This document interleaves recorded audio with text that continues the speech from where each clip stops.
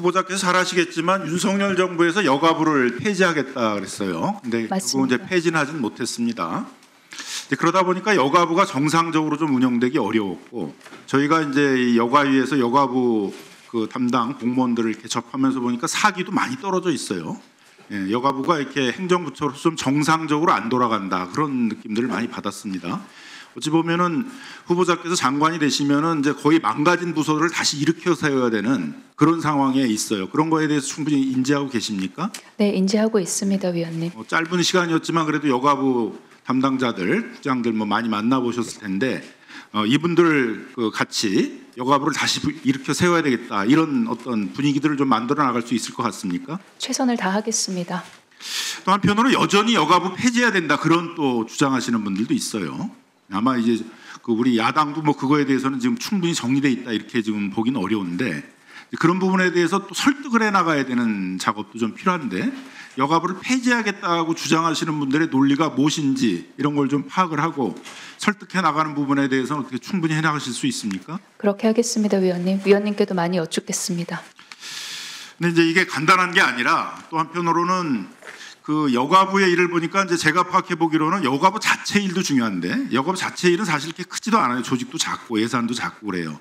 오히려 다른 부처에 있는 이 그 성평등 문제, 다른 부서에 있는 여성 정책 문제, 다른 부서에 있는 청소년 정책, 이런 부분들을 파악하고 그런 분들이 제대로 돌아가지 않을 때 그걸 설득하는 것도 굉장히 중요하거든요. 뭐 예를 들면 고용노동부에서 고용평등 상담실이라는 게 있었는데 이걸 폐지했습니다. 이게 24년 동안이나 고용노동부에 있었던 데예요. 그래서 뭐 성차별, 직장 내 성희롱, 뭐 모성보호, 일가정 양립, 뭐 이런 제 정책들을 이제 상담도 하고 그랬던 부서인데, 이런 거를 고용노동부가 없애버렸어요. 지난 윤석열 정부 동안에. 그러면 고용노동부를 찾아가 가지고 설득을 해서 이런 걸 다시 만들도록 하고, 다시 고용노동부 내에서 이런 성평등 정책이나 여성 정책이 제자리를 잡도록 해야 되는데, 그러려면 뭐 많이 뛰어다니셔야 될 것 같아요. 그런 각오도 되어 있습니까? 최선을 다해서 적극적으로 소통하도록 하겠습니다. 그리고 부처 간에 조금 칸막이가 있어서 일이 원활하게 진행되지 않을 때는 제가 국회의 도움을 적극적으로 요청드리도록 하겠습니다. 이제 거기만 문제가 아니라 이제 공공기관들도 보니까는 그 윤석열 정부 3년 동안에 여성 정책들이 크게 많이 후퇴했어요. 뭐 예를 들면 공공기관에 한 370개 되는 기관들을 조사한 건데, 거기에 여성 임원들이 한 830명 정도였던 것이 윤석열 정부 3년 동안에 한 10% 이상이 줄었어요. 그러니까 공공기관들도 어떻게 보면 찾아다니면서 그런 여성 정책들이 후퇴했을 때 그런 걸 설득하고 그런 걸 다시 좀 원상 회복하도록 하고, 이런 것들이 필요로 될 것 같은데, 그런 데들도 다 찾아다니면서 한번 윤석열 정부에서 후퇴한 그런 여성 정책들에 대해서 같이 상의하고 설득하고 이렇게 할 수 있습니까? 빠짐없이 찾아다닐 것이고요. 그리고 더 긴밀하게 논의하도록 하겠습니다. 완전히 재건을 한다는 마음으로 하겠습니다. 만약에 장관이 된다면요. 거기만 문제가 아니라 이 지방자치단체들도 윤석열 정부가 그렇게 신호를 보내니까 윤석열 정부하고 정치적 성향을 같이 하는 그런 여성단체들이, 지방자치단체들이 여성 정책이 크게 후퇴했어요. 서울시만 하더라도 그런 그 여성정책 담당관하고 여성권익 담당관들을 다 폐지하고 그걸 하나로 이제 합쳐버리고, 대전시나 대구, 부산 같은 경우에도 이런 여성정책 연구기관이나 뭐 성인지 담당부서 이런 걸 폐지하고 그랬습니다. 그러니까 윤석열 정부 3년 동안에 지방자치단체들도 여성정책들이 크게 후퇴했단 말이에요.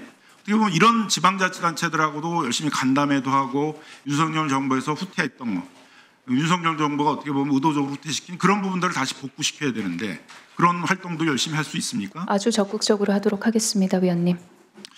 또 거기뿐만 아니라 또 이 민간 기업들도 문제인데, 우리 양성평등기본법에 의하면 그 주권 상장 법인들에 대해서는 이제 여성가족부에서 임원 승진 비율이라든가 남녀의 임금 차별 이런 부분들을 모니터링을 하고 그런 걸 공표를 해서 그런 이제 차이가 줄어들도록 만드는 그런 정책도 해야 돼요.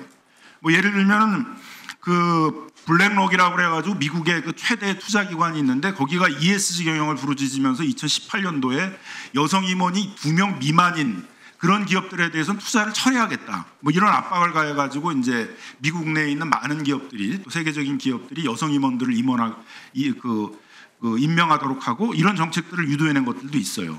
근데 우리나라는 지금 100대 주권 상장 기업 중에 한 70% 정도가 이제 그 여성 임원이 한 명도 없었던 그런 데들도 많이 있단 말이에요.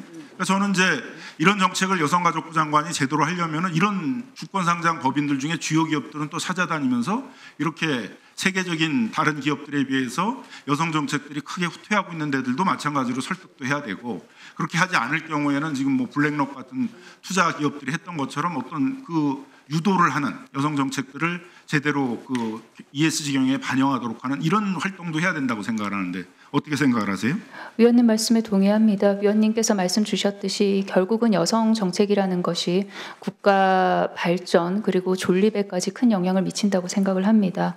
말씀 주셨던 것처럼 여성 임원이 몇 % 정도 되냐는 뜻은 그것의 동의어는 결국은 주요한 의사결정을 하는 데 있어서 특정 성별이 얼마나 기울어져 있냐는 그런 말과 동의어라고 생각을 합니다.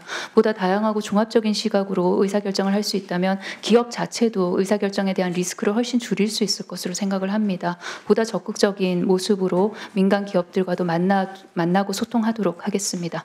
네.